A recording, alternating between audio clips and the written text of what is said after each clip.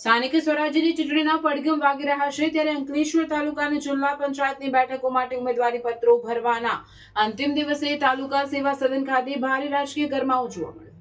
સ્થાનિક સ્વરાજ્યની ચૂંટણીના પડઘમ વાગી રહ્યા છે ત્યારે અંકલેશ્વર તાલુકાની જિલ્લા પંચાયતની બેઠકો માટે ઉમેદવારી પત્રો ભરવાના અંતિમ દિવસે તાલુકા સેવા સદન ખાતે ભારે રાજકીય ગરમાવો જોવા મળ્યો. અંકલેશ્વર તાલુકા પંચાયતની કુલ 26 બેઠકોની જિલ્લા પંચાયતની 6 બેઠકો માટે આજે ભાજપ, કોંગ્રેસ અને આમ આદમી પાર્ટી સહિતના ઉમેદવારોએ વાજતે ગાજતે રેલી સ્વરૂપે પહોંચી પોતાના નામાંકન પત્રો દાખલ કર્યા હતા.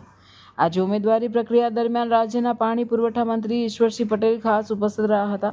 તેમની હાજરીમાં તાલુકા પંચાયતના પૂર્વ પ્રમુખ અરવિંદ પટેલ સહિતના ભાજપના દિગ્ગજ ઉમેદવારોએ ફોર્મ ભર્યા હતા. મંત્રી ઈશ્વરસિંહ પટેલે તમામ ઉમેદવારોને જીત માટેની શુભકામનાઓ પાઠવતા જણાવ્યું હતું કે ભાજપ સરકારના વિકાસના કાર્યોને જોતા જનતા ફરી એકવાર ભવ્ય જનાદેશ આપશે. બીજી તરફ કોંગ્રેસ અને આમ આદમી પાર્ટીના ઉમેદવારોએ પણ મોંઘવારી અને સ્થાનિક પ્રશ્નોને મુદ્દો બનાવી પોતાની જીતના દાવા કર્યા હતા. છેલ્લા દિવસે મોટી સંખ્યામાં ઉમેદવારો અને તેમના સમર્થકો ઉમટી પડતા અંકલેશ્વર તાલુકા પંચાયત કચેરી પરિસર રાજકીય રંગમાં રંગાયું હતું. ભીડને જોતા કોઈ અનિચ્છનીય બનાવ ન બને તે માટે પોલીસ તંત્ર દ્વારા ચુસ્ત બંદોબસ્ત તૈનાત કરવામાં આવ્યો હતો. બેરિકેડ્સ અને સુરક્ષા જવાનોની હાજરીમાં શાંતિપૂર્ણ રીતે ફોર્મ ભરવાની કામગીરી પૂર્ણ કરવામાં આવી હતી. ઉમેદવારી પત્રો ભરવાની મુદત પૂર્ણ થતાં હવે આગામી દિવસોમાં ફોર્મની ચકાસણી અને તે બાદ ફોર્મ ખેંચવાની પ્રક્રિયા હાથ ધરવામાં આવશે. આ પ્રક્રિયા બાદ મેદાનમાં કેટલા ઉમેદવારો બાકી રહેશે અને કઈ બેઠક પર કેવો જંગ જામશે તેનું ચિત્ર સ્પષ્ટ થશે. હાલ તો તમામ પક્ષોએ એડી ચોટીનું જોર લગાવી પ્રચારના શ્રી ગણેશ કરી દીધા છે.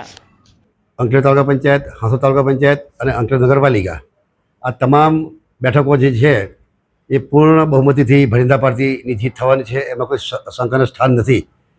ભૂતકાળમાં પણ અંકલેશ્વર નગરપાલિકા હોય, અંકલેશ્વર તાલુકા પંચાયત હોય, હાંસોદ તાલુકા પંચાયત હોય કે જિલ્લા પંચાયતની 8 સીટ હોય, તમામ સીટો ભરિંદા પાર્ટીની પાસે હતી.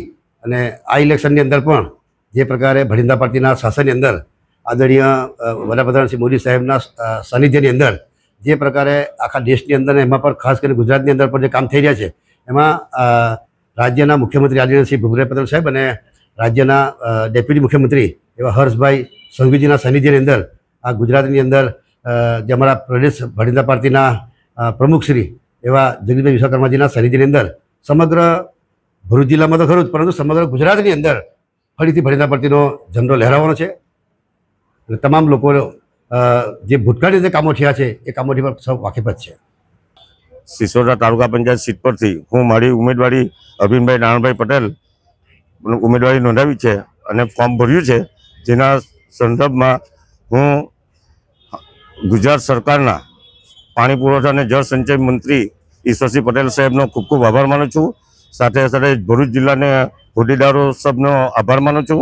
અને હું આ સીટ આજ રોજ ભારતીય જનતા પાર્ટીએ ભરૂચ જિલ્લા સંચાલિત સીટ ઉપર મને પ્રતિનિધિત્વ કરવાની તક આપી છે, જે બદલ હું ગુજરાત સરકારના રાજ્ય કક્ષાના મંત્રી ઈશ્વરસિંહ પટેલ સાહેબનો ખૂબ ખૂબ આભાર માનું છું. અને આ સંચાલિત સીટ હું જંગી બહુમતીથી જીતીને એમને પુષ્પ અર્પણ કરીશ.